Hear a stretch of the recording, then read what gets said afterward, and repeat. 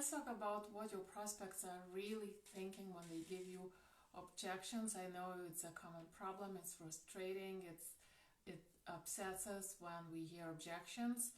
So let's talk about it, and if this is the first time we are meeting, my name is Edita, I'm from VIE Now, and I'm network marketer like you. I love network marketing, but I don't like prospecting, and it was a big problem for me. I was struggling approaching people, I was struggling with the cold market. I obviously ran out of my friends and family very quick, not to mention that it was very uncomfortable approaching them in the first place. So obviously I was struggling overall, and that was until I found a way how to get my ideal prospects to reach out to me instead, and it changed everything. And if you would like to learn the 3-step formula that everyone famous is using, how to recruit new team members without having to prospect chase and without having to feel awkward and uncomfortable, you can find it at viesnow.com/3steps. The link of the video is in the description of this video. And today I want to talk again about objections and about what your prospects are really thinking when they give you objections. And I think this is something that most network marketers don't think about. They don't consider that what prospects are saying is not necessarily true, and in fact in most cases it's not really true. What they are saying isn't what they are thinking, and you'll see why in a sec. So one big reason why what prospects are thinking or feeling, or the reason why they give you objections, is procrastination. As simple as that. People are putting off the decision making process. They don't want to make decisions, especially if they don't understand something very clearly. And I've said that before, and I'll say it again, a confused mind doesn't make decisions. So if they're not clear on something, they procrastinate, and they're not gonna make decisions. And they can give you things like, I need to think about it, I need to talk about my spouse, which I find funny. I don't have money, or any sort of objections is usually not about the time, it's not about the thinking, it's not about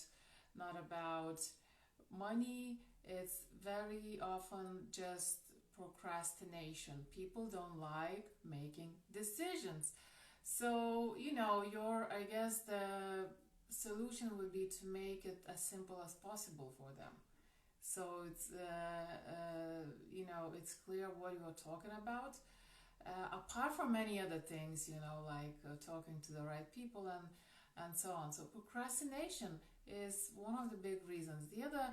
The other reason, and I think probably the main reason why people give you objections is lack of belief, or lack of trust, or the way I like to phrase it, they don't see why they should do it. What's in there for them, why they should do it. They just don't see it. They don't see that it's for them. And the reasons for that can be many. And things like say money objection. I don't have the money. Well, think about it.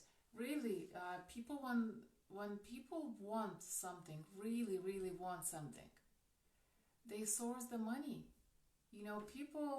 People buy TVs and cars, take loans to get those things that bring them nothing but wasted time and so on. People, when they want something, they get the money. When they believe, let's say if they believe that tomorrow they could, if they put 500 in today, and they could get 5,000 tomorrow, would they not source 500? They would. So simply, in most cases, they don't see that it's for them. Now again, well, what can you do about this? During the closing process, probably not much. The most important thing is that you talk to the right people who are not gonna give you objections like that. And it's a different question how to find these people, how to identify these people, how to find these people, but that would be the best way to address objections, to kind of prevent these objections from happening by talking to the right people. And then you need to understand that there will always be some sort of objections. Always. It's normal. It's normal for people to have objections, and you and I have objections all the time. So, but when people lack belief in what you are offering, of course they will say, I want to talk to my spouse, thinking that, you'll forget about it, you won't follow up, they just want to get out of the situation right now, and then let's see what happens, or they want to, or they don't have the money, or they don't have time for this. None of that is really what they are thinking.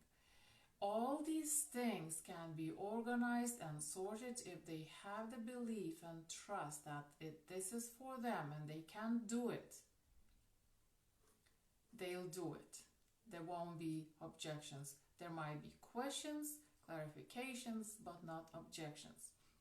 And the third reason what people might try to do to you is to give an objection to take away your power, especially in situations when they kind of know what you're saying. Maybe they already have some sort of a prejudgment against say network marketing, or what is involved in doing this kind of business, like selling and so on, whatever the reason might be.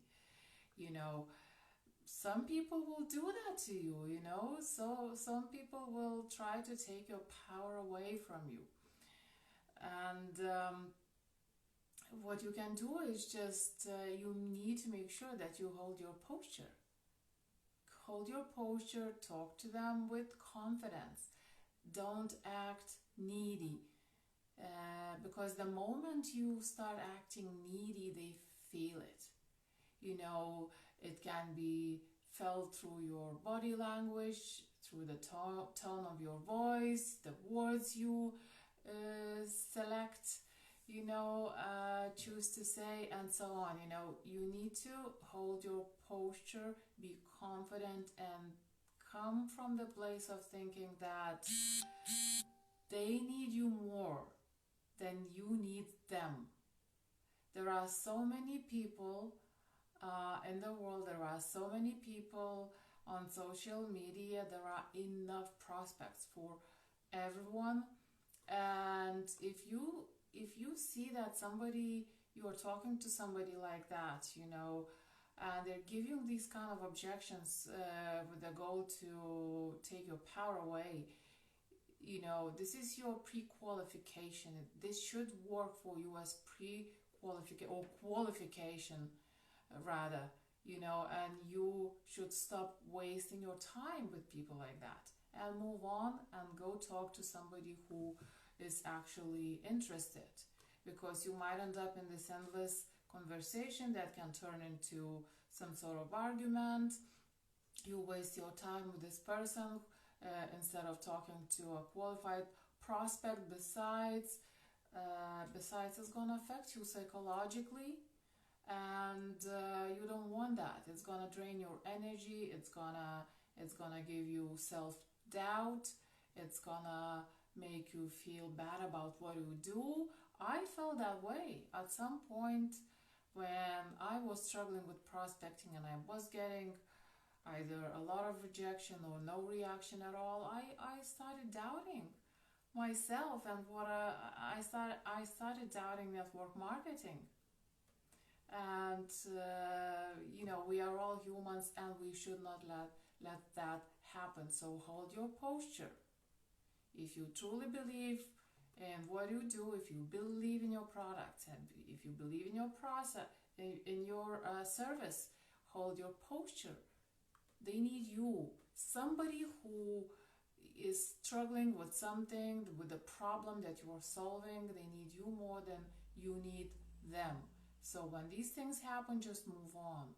Just go to somebody who you can actually help. So I hope this video was useful for you. Let me know, share your thoughts about how you feel about objections and do they affect you psychologically. And thanks very much for watching. If you would like to learn the 3-step formula, how to recruit people without dealing with that kind of objections, like I said, there will be always some sort of objections and rejection, but different type. So if you don't want to deal with that kind of objections, grab my free video at viesnow.com/3 steps. And thanks again for watching, and I'll talk to you tomorrow. Bye now.